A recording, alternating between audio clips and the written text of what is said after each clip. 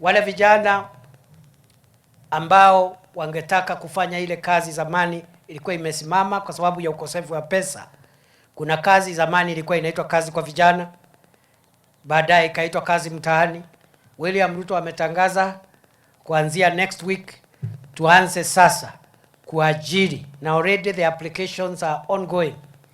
Tutarejesha ile program ya kazi mtaani ambayo sasa tunaita Climate Works, kazi mtaani, na hiyo program itaajiri vijana 110,000, 110,000 in every county, in every sub county, including hapa Mwala. Si kazi ni kazi jameni? Kule Nairobi hiyo program ya Climate Works imeajiri vijana 20,000. Wale tulianza nao Oktoba, tukaendelea tukaongeza ingine 20. Rais akasema ile tumeanza pale Nairobi, vijana kupata kazi ya kusafisha mito yetu, ya kupanda miti, ya kusafisha miji yetu, ile kazi tulianza Nairobi tuifanye katika county zote 47 na sub county zote 482 za taifa letu la Kenya. Vile vile wale vijana wanapata kazi nchi za ng'ambo, tumesema waende huko wafanye kazi, bado ni vijana.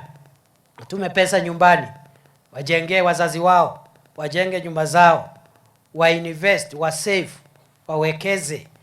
After 5-6 years, ukisikia umechoka kukaa huko majuu na umesave, unakuja unaendelea na biashara yako, tusaidie kujenga taifa letu la Kenya. Badala ya kukaa hapa, kazi mahali imepatikana, kama ni nje ya nchi, kama ni kwa mjengo, kama ni kwa mtandao, kazi ni kazi. Kweli si kweli jameni? Si kazi ni kazi jameni? There is dignity in work.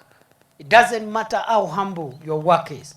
It doesn't matter how temporary your work is. There is dignity in work.